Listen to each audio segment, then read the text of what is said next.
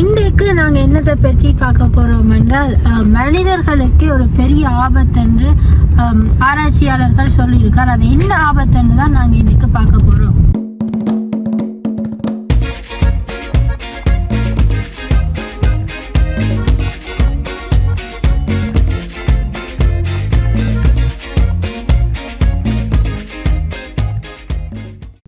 சர்வதேச ஆராய்ச்சியாளர்கள் சொல்லியிருக்கணும், நாங்கள் சாப்பிட்ற மிருகங்கள் இல்லாட்டி பறவைகள் லைக் ஆடு கோழி அதுகள் எல்லாத்துலேயுமே ஒப்வியஸ்லி சின்ன சின்ன கிருமிகள் இருக்கும். ஆனால் அந்த கிருமிகளில் ஆன்டி மைக்ரோபியல் கிருமி இருந்ததென்றால் அது நாங்கள் போடுற ஒரு மருந்துக்குமே அது ரெஸ்பாண்ட் பண்ணாது. லைக் ஆன்டிபயோட்டிக்ஸோ என்ன மருந்தோ நாங்கள் போடுறது காய்ச்சல் ஆகி நாங்கள் மருந்து போடைக்கு அது ரெஸ்பாண்ட் பண்ணாது. இப்படி ஒரு நிலைமை வந்ததென்றால் அது எல்லாருக்குமே டெட்லியாக இருக்குமென்று சொல்லினோம்.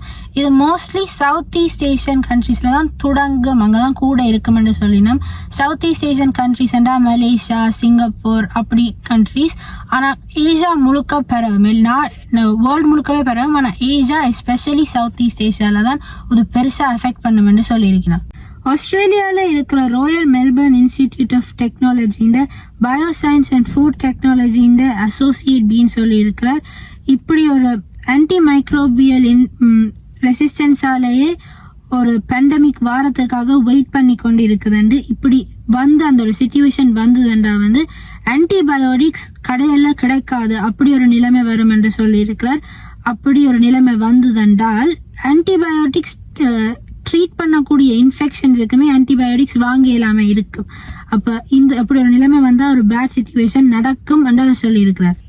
மருந்துகளை மாற்ற முடியாத நோய்களால் ஒவ்வொரு வருஷமுமே 10 மில்லியன் பீப்புள் 2050ஆம் ஆண்டிற்குள் இறப்பார்கள் என்று வேர்ல்ட் ஹெல்த் ஆர்கனைசேஷனே சொல்லியிருக்கிறார். நான் முதலே சொன்ன மாதிரி ஏஷியா, அதாவது சவுத் ஈஸ்ட் ஏஷியாவில் தான் இந்த நோய் கூட பரவும். அது ஏனென்றா அங்கதான் கூட மில்லியன்ஸ் என்ற அளவில் ஆடு மாடு பன்றி கோழி எல்லாமே அங்கதான் நிறைய இருக்கிறது. அது ஆக்கள் அந்த நாட்டின் எக்கனாமிக் குரோத்துக்கும் பாவிப்பினும் மற்றது சாப்பிட்றதுக்கும் இந்த நியூட்ரிஷனல் பெனிஃபிட்ஸுக்கும் ஒவ்வொரு நாளும் இந்த லோக்கல் கம்யூனிட்டிஸ் இதை பாவிப்பினும். அப்போ ஆனால் இதெல்லாம் நல்லா ஹெல்ப் பண்ணுற நேரத்தில் இது ஒரு ஹியூஜ் ரிஸ்க் ஃபேக்டரும் அதில் இருக்குது என்று சொல்லியிருக்கிறோம். இந்த நோய் என்னென்று பரவுமெண்டா நாங்கள் அந்த மிருகத்தை சாப்பிட்டோம்டா இல்லாட்டி அந்த மிருகத்துகளை தொட்டாலே பரவும் என்று சொல்லினோம். அப்போ இப்போவே இந்த ஆன்டி மைக்ரோபியல் ரெசிஸ்டன்ஸ் கிருமியல் எங்களுக்குள்ள போகாமல் இருக்கிறதுக்கு தடுப்பதற்கான வழிமுறைகளை இப்போவே ஆராய்ச்சியாளர்கள் பார்த்து கொண்டு இருக்கிறோம். மிருகங்களையும் வைத்து பறவைகளையும் வைத்து நிறைய ப்ராடக்ட்ஸ் செய்கிறபடியா என்ன நடந்தாலுமே ஹியூமன்ஸுக்கு ஒரு பெரிய ரிஸ்க் இருக்குமென்று சொல்லியிருக்கிறோம்.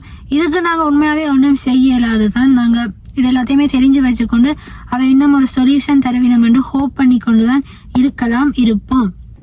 ஓகே, இப்போ சரியா லேட் ஆகிடுது, எனக்கு டயர்டாகாமல் இருக்குது.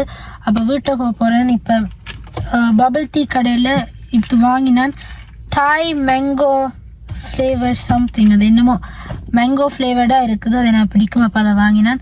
ஆனால் இப்போ வீட்டை போகிறேன். ஸோ இந்த வீடியோ பார்த்ததுக்கு தேங்க்யூ. பிடிச்சிருந்தா லைக் பண்ணுங்க, உங்களோட அபிப்பிராயத்தை கமெண்ட் செக்ஷனில் போடுங்க, ஷேர் பண்ணுங்க, மறக்காமல் சப்ஸ்கிரைப் பண்ணி பெல் பட்டனையும் அமர்த்துங்க. தேங்க்யூ, பாய்.